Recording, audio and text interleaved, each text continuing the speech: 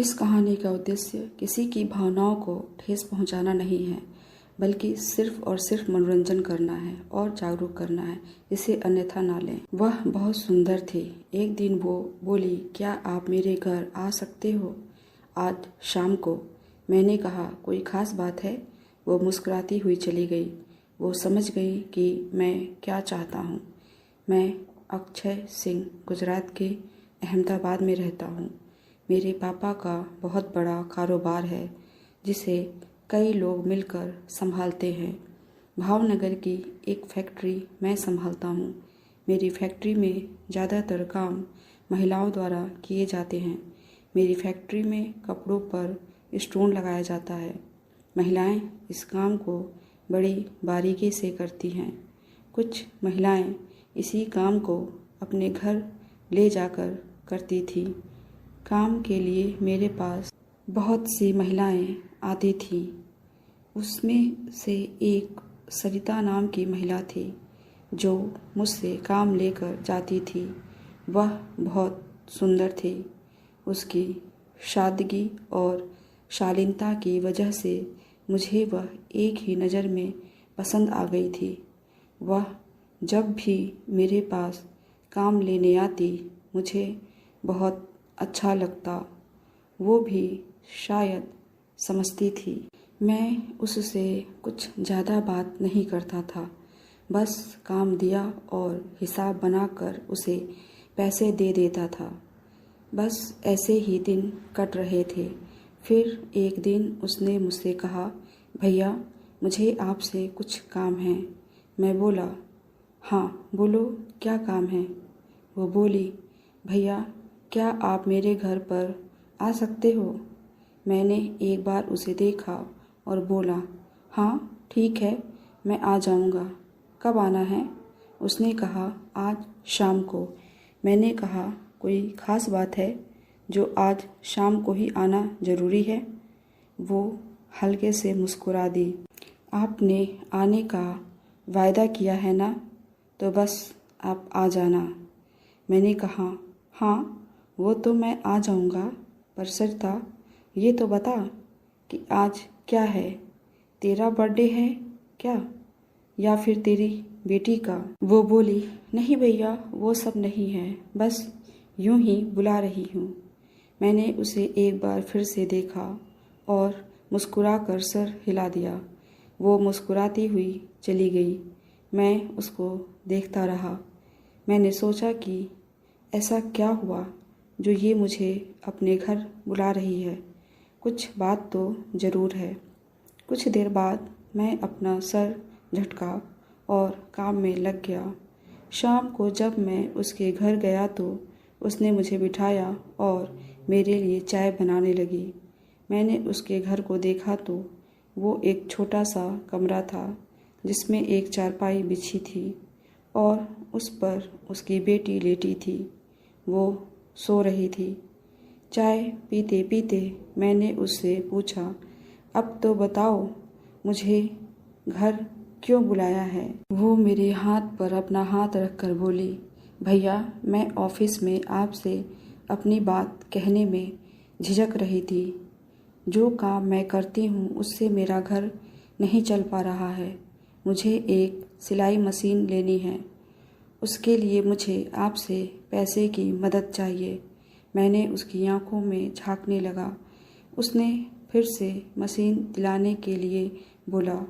पहले तो मैं उसे मना करना चाहता था, लेकिन न जाने क्यों मैं मना करने की हिम्मत नहीं जुटा सका। वो मेरी आंखों में पढ़ती हुई बोली, मैं समझती हूँ कि आप मुझसे क्या चाहते हैं। मैं सकपका गया, जैसे चोरी करते हुए पकड़ा गया हूँ। मैंने उसकी तरफ देखा और पूछा, मैं क्या चाहता हूँ? इस पर उसने कोई जवाब नहीं दिया। फिर वो बोली, मैं आपका सारा पैसा धीरे धीरे चुका दूँगी। उसको मशीन लेने के लिए मुझसे मदद की दरकार थी, क्योंकि उसका पति सिर्फ 10,000 रुपये कमाता था। उससे सिर्फ घर ही चल सकता था। उसकी एक बेटी भी थी। उसकी पढ़ाई लिखाई, घर का खर्चा, किराए का घर था। तो किराया भी देना होता था। उसके पति की कमाई से घर चलाना मुश्किल हो रहा था, इसलिए उसने मुझे मशीन के लिए अपने घर पर बुलाया था। मैंने हाँ बोल दिया। ठीक है, मैं तुमको मशीन दिला दूँगा, पर उसके बदले मुझे पैसा नहीं, कुछ और चाहिए। ये बात कहना ठीक नहीं है सरिता। मैं किसी मजबूरी का फ़ायदा नहीं उठाता हूँ। जब तक सामने से मुझे कोई चीज़ खुद से नहीं मिलती है, तब तक मैं किसी तरह का दबाव नहीं डालता हूँ। वो समझ गई कि मैं क्या चाहता हूँ। वह नाटक करने लगी। नहीं नहीं भैया, मैं समझती हूँ, पर आप जानते हैं कि मैं ऐसा नहीं कर सकती। मैं अच्छे घर की लड़की हूँ, मुझसे यह सब नहीं हो पाएगा। मैं आपका पैसा आपको दे दूँगी, प्लीज़ आप मेरी मदद कर दो। मैंने उससे कुछ नहीं कहा और उसको पैसे देकर मशीन दिला दी। उसके बाद मैंने उसको कभी भी उस नज़र से नहीं देखा और ना ही उससे इस बात को लेकर कुछ बोला। उसका काम चल पड़ा। उसने धीरे धीरे करके मेरा पैसा वापस करना शुरू कर दिया। पहले महीने में उसने मुझे 500 रुपये वापस किए, फिर दूसरे महीने में 1000 रुपये दिए। अगले महीने उसकी बेटी की तबीयत खराब हो गई। उसके इलाज के लिए उसे 5000 रुपये चाहिए थे। उसके पति ने अपने मालिक से बोला, पर मालिक ने बोल दिया कि वो पैसे नहीं दे सकता है। तब उसने वापस मुझे फ़ोन किया, भैया मेरी बेटी की तबीयत खराब है, मुझे 5000 रुपये चाहिए। मैं यह पैसा भी आपको धीरे धीरे करके दे दूँगी। मैं देना तो नहीं चाहता था, पर उसकी बेटी की बात थी, इसलिए मैंने पैसे दे दिए। फिर जब उसकी बेटी सही होकर घर पर आ गई तो मैं उसे देखने उसके घर गया। सरिता सामने ही बैठी थी और उसने नीले रंग की फटी नाइटी पहनी थी। मैंने उससे पूछा, बेटी कैसी है? अब इसकी तबीयत कैसी है? उसने मुझे धन्यवाद किया। आपने समय पर मुझे पैसा दिया, इसलिए आज इसकी तबीयत एकदम सही हो गई है। मैंने उससे कहा, कोई बात नहीं सरिता, तुम्हारी बेटी की बात थी तो मेरा ये फ़र्ज़ था। वो मेरी तरफ एक अजीब सी नज़रों से देखने लगी। मैंने उससे कहा, तुम्हें और कुछ ज़रूरत हो तो मुझे बोलना। उसने भी हाँ बोला और साथ ही उसने ये भी कहा कि मैंने आपको गलत समझा था भैया। फिर मैं अपने ऑफिस आ गया।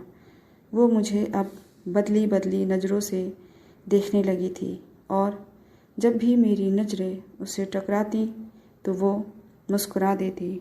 उसकी मुस्कान मुझे अंदर तक हिला देती। एक दिन की बात है, जब मैं ऑफिस से निकल रहा था तो ना जाने क्यों उसके घर पर चला गया। उसके घर पर वो अकेली थी। उसका पति बेटी को लेकर कहीं गया था। मैंने उसे दरवाजे पर दस्तक दी तो उसकी आवाज़ आई, कौन? रुको, अभी आती हूँ। कुछ पल बाद उसने अपना दरवाज़ा जरा सा खोलकर झांका। उसे मैं दिखा तो वो खुश हो गई और उसने दरवाज़ा खोलकर मुझे अंदर बुलाया। उस वक्त वो एक नाइटी पहने हुए थी और शायद नहाकर निकली थी। उसके बाल गीले थे। मैं अंदर आकर कुर्सी पर बैठ गया। वो मेरे सामने चारपाई पर बैठ गई और मेरी तरफ देखने लगी। मैंने कहा, मैं बस इधर से गुजर रहा था तो सोचा तेरी बेटी से मिलता चलूं। कैसी है अब वो, और कहाँ है?